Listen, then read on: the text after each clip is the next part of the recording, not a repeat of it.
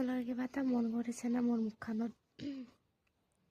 মোৰ মুখখন না বেছিকৈ ফুলি গৈছে মানে শকত হোৱাৰ চান্সেছ পাইছোঁ আৰু